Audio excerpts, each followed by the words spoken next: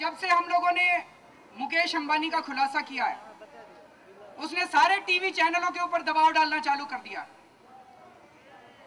तो हमें लग तो रहा था कुछ गड़बड़ चल रही है, कुछ टीवी चैनल वालों के ऊपर दबाव डाला जा रहा है, लेकिन अभी जनवरी के पहले हफ्ते में मुकेश अंबानी ने सारे टीवी चैनलों को नोटिस भेज दिया और नोटिस की कॉपी हमारे हाथ लग गई।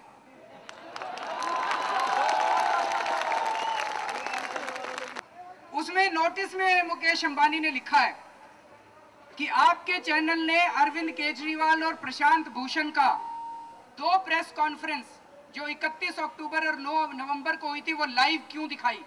इससे मेरी मानहानि हुई है और आप मुझसे बिना शर्त के माफी मांगो, और आगे से अगर आपने इन लोगों की प्रेस कॉन्फ्रेंस लाइव दिखाई तो मैं तुम्हारे खिलाफ क्रिमिनल केस कर दूंगा कोर्ट के अंदर। टीवी चैनल वालों ने तो पता नहीं माफी मांगी कि नहीं मांगी, लेकिन मैंने कल परसों चिट्ठी लिखी है मुकेश अंबानी के नाम। वो चिट्ठी भी हमने सबको भेजी, लेकिन कोई 2-3 अखबार वालों ने छापी, भाई कोई नहीं छाप रहा। तो हमने कहा बात सीधे जनता से होगी, मीडिया के थ्रू नहीं होगी। अब हम 2 फरवरी से पूरी दिल्ली में जाएंगे, जगह जगह जाएंगे, और ये चिट्ठी हम जनता के सामने पढ़ के सुनाएंगे। तो मैं चिट्ठी पढ़ के सुनाऊं?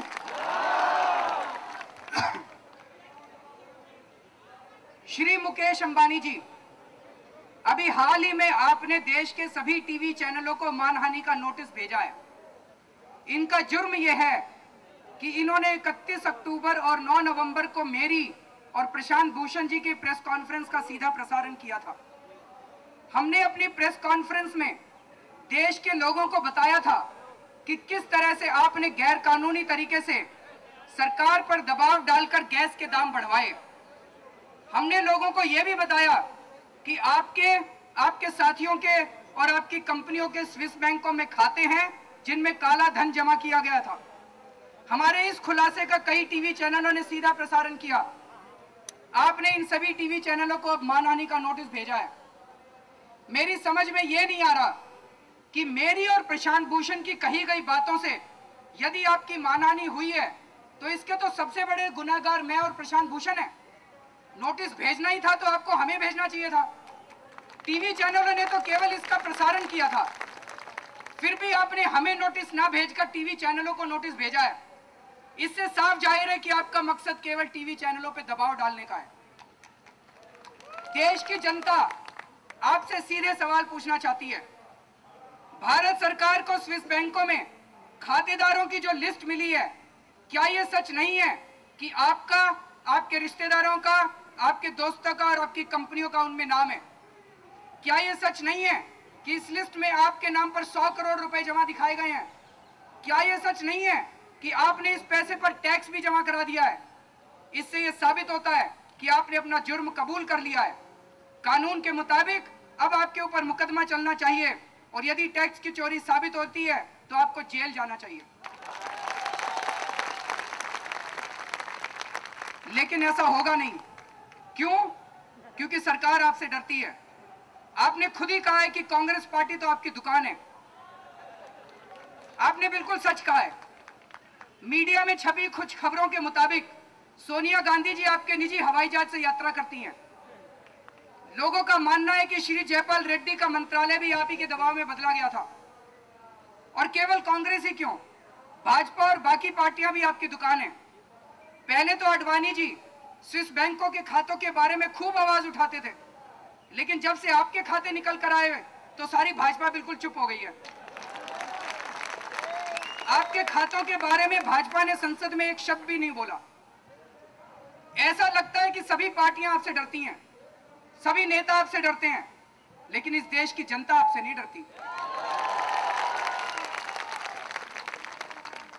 सारी पार्टियां आपकी दुकान हो सकती हैं, लेकिन भारत आपकी दुकान नहीं है।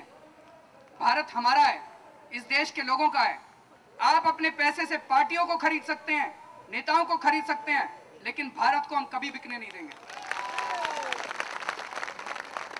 आपका कहना है कि हमारे द्वारा कही गई बातों का सीधा प्रसारण करने से टीवी चैनलों ने आपकी मानहानि की है। आप जरा सोच के तो देखिए कि आपकी मानहानि मैंने, प्रशांत भूषण और टीवी चैनलों ने की है, या आपने अपनी मानहानि खुद अपने कर्मों से की है। 2002 में आपने सरकार से फुल मोबिलिटी लेने के लिए प्रमोद महाजन को रिश्वत दी। 55 रुपए प्रति शेयर के भाव वाले 1 करोड़ शेयर आपने प्रमोद महाजन को 1 रुपए प्रति शेयर के हिसाब से दे दिए। ये तो सीधी रिश्वत थी। जब आप पकड़े गए तो आपने शेयर वापस ले लिए। मामला अभी कोर्ट में है। क्या ऐसा करने से आपकी मानहानि नहीं हुई? आपने अपना बहुमंजिला मकान वक्फ की जमीन पर बनाया है। इस जमीन पर अनाथालय बनना था। गरीब और अनाथ मुस्लिम बच्चों का हक छीना है आपने। क्या ऐसा करने से आपकी मानहानि नहीं हुई? सन 2000 में आपको देश के गैस के कुछ कुएं दिए गए थे। आपकी जिम्मेदारी थी कि आप इसमें से गैस निकालकर भारत सरकार को दें। गैस हमारी थी, भारत के लोगों की थी। हम उस गैस के मालिक हैं। आपकी हैसियत तो केवल एक ठेकेदार की थी। आपको गैस के कुएं केवल गैस निकालने के लिए दिए गए थे, लेकिन आप तो चतुराई से मालिक बन बैठे। सरकार को आपने गैस बेचनी चालू कर दी। सरकार पर दबाव डालकर आपने गैस के दाम बढ़ाने चालू कर दिए। चूंकि कांग्रेस आपकी दुकान है, तो कांग्रेस पार्टी हमेशा आपकी दादागिरी के सामने झुकती नजर आई। अक्सर आपके दबाव में कांग्रेस गैस के दाम बढ़ाती गई और देश के लोग हाहाकार करते रहे। आपकी वजह से बिजली, खाद और रसोई गैस महंगी होती गई। लेकिन जब पानी सर से ऊपर हो गया तो श्री जयपाल रेड्डी जी ने आपका विरोध किया। उस समय श्री जयपाल रेड्डी देश के तेल मंत्री थे। उन्होंने आपके दबाव में ना आकर गैस के दाम और बढ़ाने से मना कर दिया। आपने तो श्री जयपाल रेड्डी जी का ही तबादला करा दिया। आपकी हरकतों की वजह से देश में कई वस्तुएं महंगी हो रही हैं और जनता करा रही है। क्या ये सब हरकतें आपको शोभा देती हैं? क्या इन हरकतों से आपकी मानहानि नहीं होती? इस किस्म के कई आपके बेईमानी के कामों की लिस्ट बहुत लंबी है। इस देश के अधिकतर व्यवसायी, कारोबारी, उद्योगपति ईमानदारी से काम करना चाहते हैं, लेकिन आज की व्यवस्था उन्हें बेईमानी करने पर मजबूर करती है।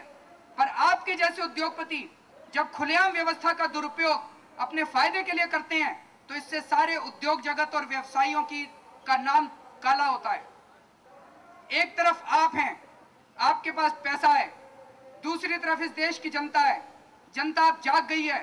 जनता के अंदर जुनून है और इतिहास गवाह है कि जब जब पैसे और जुनून के बीच में लड़ाई हुई तो हमेशा जुनून जीता है। मेरा आपसे निवेदन है कि देश के मीडिया को धमकाने की कोशिश ना करें। मीडिया में चंद लोग ऐसे हो सकते हैं जिन्होंने खुद गलत काम किए हों। ऐसे मीडिया कर्मी शायद आपके दबाव में आ जाएं, लेकिन आज भी अधिकांश पत्रकार देश के लिए काम करते हैं। वो आपके दबाव में नहीं आने वाले। इतिहास गवाह है कि जब जब देश की न्यायपालिका, कार्यपालिका, विधायिका चरमराती नजर आई, तो ऐसे ही पत्रकारों ने लोकतंत्र को जिंदा रखा। कुछ ऐसे मीडिया घराने जरूर हैं जिनमें सीधे या परोक्ष रूप से आपका अपना पैसा लगा है। हो सकता है ऐसे घराने आपके दबाव में आ जाएं, पर इन घरानों में काम करने वाले पत्रकार आपके दबाव में नहीं आने वाले। आपका क्या सपना है? क्या आप बेईमानी करके दुनिया के सबसे धनवान व्यक्ति बनना चाहते हैं? मान लीजिए आप इस देश की सारी दौलत के मालिक बन जाएं, क्या इससे आपको खुशी मिलेगी? खुशी अधिक से अधिक धन अर्जित करने से नहीं मिलती, बल्कि त्याग करने से मिलती है। आज आप एक ऐसे मुकाम पर खड़े हैं कि यदि आप बेईमानी से काम करना छोड़ दें और अपनी सारी दौलत देश के लोगों के विकास में लगा दें, तो ये देश आपको कभी नहीं भूलेगा। साथियों, ये चिट्ठी हमने भेजी है मुकेश अंबानी को, उनके दफ्तर को मिल भी गई है।